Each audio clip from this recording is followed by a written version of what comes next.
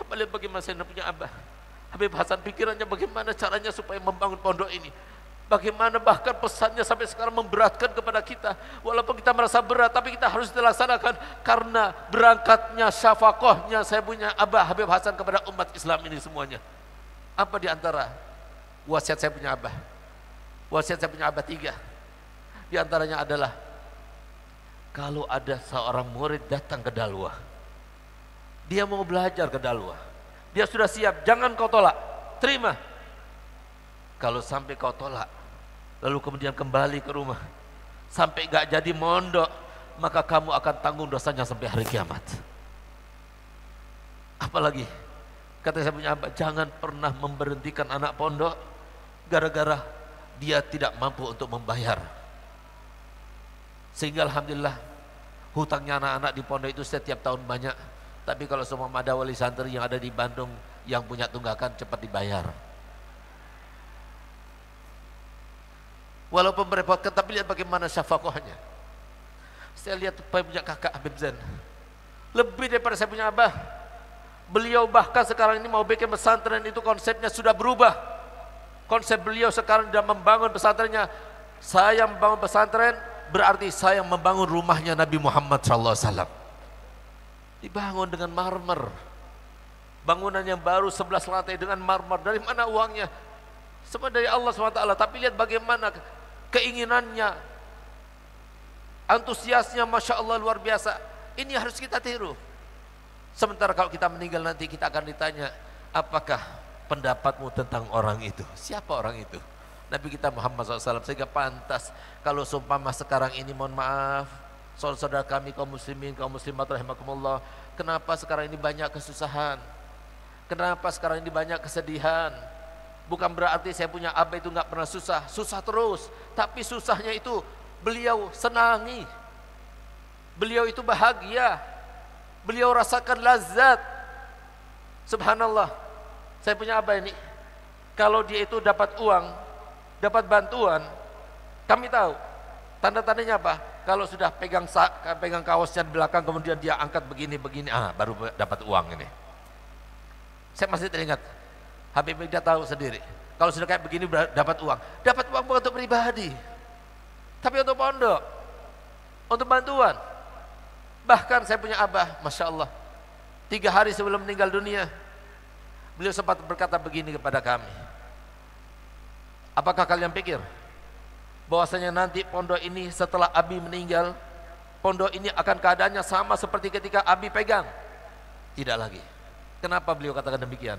Demi Allah, saya punya abah dari tahun 1981, dari mulai merintis pondok pesantren. Setiap hari yang dilakukan oleh saya punya abah, 1 hari pinjam hutang, kemudian besoknya dia harus sahur utang.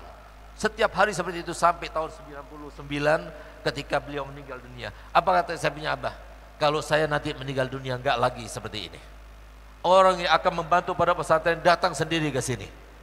Yang terjadi pada saya untuk mengangkat derajat saya. Tapi nanti setelah saya meninggal, orang yang mau bantu dakwah ini datang sendiri ke sini. Masya Allah, saya pikir itu yang datang cuma dohir, tapi ternyata yang datang dohir dan batin. Sesuatu yang tidak masuk akal. Kalau semua kita hitung-hitung, yang terjadi pondok ini sangat gak masuk akal. Dengan uang yang masuk, dengan uang yang keluar, sangat tidak masuk akal. Ini semua karena karomah daripada Abu Habib Hasan. Sebagaimana Abu Habib Hasan pernah berbuat semacam ini, maka kita pun juga harus berbuat. Apa yang bisa kita lakukan? Paling tidak ayo sama-sama kita ingat bagaimana saya punya abah berkata begini kepada saya, anak-anaknya. Beliau katakan, sekarang waktunya kita capek. Sekarang waktunya kita capek. Tapi nanti tatkala kita meninggal dunia, itulah awal kebahagiaan yang akan kita rasakan selama-lamanya. Dan kalau kita capek untuk urusan pribadi, silahkan kita itu mengeluh. Tapi kalau kita capek untuk Allah dan Rasulnya, suatu kebanggaan, suatu kebahagiaan. Biarkan Abi sakit, biarkan Abi begini. Bahkan ketika saya punya abah, sudah beliau itu kena jantung koroner, sudah dilarang untuk berangkat ke Yaman. Karena pada waktu itu beliau itu masih meminta izin, minta obat lebih untuk berangkat ke Yaman. Apa kata beliau? Habib Hasan, antum sudah bukan waktunya lagi untuk berangkat ke luar negeri. Apa kata beliau? Saya ini tidak pergi ke Amerika, saya tidak pergi ke Inggris, tapi saya ini pergi ke Hadramut tempat kakek-kakek saya. Kalau soal saya meninggal di situ, alhamdulillah saya meninggal di situ. Masya Allah, itu beliau katakan. Sehingga apa? Beliau kalau semua meninggal dalam keadaan semacam ini gak jadi masalah. Yang penting pembangunan harus terlaksana. Jadi beliau pada waktu itu kebanyakan donaturnya itu ada di luar negeri, di Arab Saudi, melalui Abu Yazid Muhammad Al-Maliki. Sehingga pada saat itu beliau itu berangkat ke sana untuk mendapatkan bantuan daripada Abu Yazid Muhammad Al-Maliki. Jadi sehingga itulah perjuangan beliau.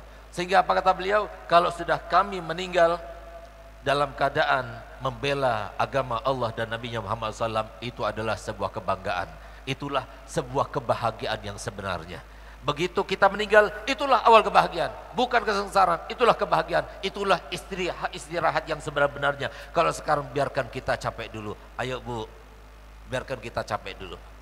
Enggak yang di atas sini, enggak yang di bawah, semuanya capek. Semuanya bekerja. Kenapa? Allah sudah bersumpah. Allah Ta'ala firman di dalam Al-Quran, dan kita banyak membacanya, tapi kadang kita nggak ngerti artinya. Sehingga kadang-kadang kita itu merasa kaget kalau sudah capek dengan masalah, capek dengan masalah keluarga, capek dengan masalah anak, capek dengan masalah ekonomi, capek dengan masalah kesehatan dan sebagainya. Jangan capek. Kenapa? Hidup di dunia harus capek. Kalau nggak mau capek, ya mati. Kalau semua matinya baik seperti Abu Yahya Hasan, ya enak, gak capek lagi. Tapi kalau semua matinya gak enak, na'udzubillah, lebih capek lagi nanti di kuburan.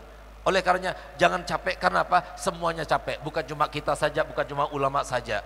Allah Ta'ala firman dalam Al-Quran, dengarkan baik-baik. La uqsimu bihadzal balad. Aku bersumpah demi kemuliaan kota Makkah ini. Wa anta hillum bihadzal balad. Dan engkau, demi engkau yang tinggal di kota Makkah ini, wa walidin wa ma walad, demi mereka para orang tua yang pernah melahirkan dan tidak pernah melahirkan, laqad khalaqnal insana fi kabad, kami ciptakan manusia semua dalam kesusahan. Selama kita itu belum tersentuh dengan ilmunya Nabi Muhammad, jangan pernah kita merasa akan senang. Nggak bakal senang.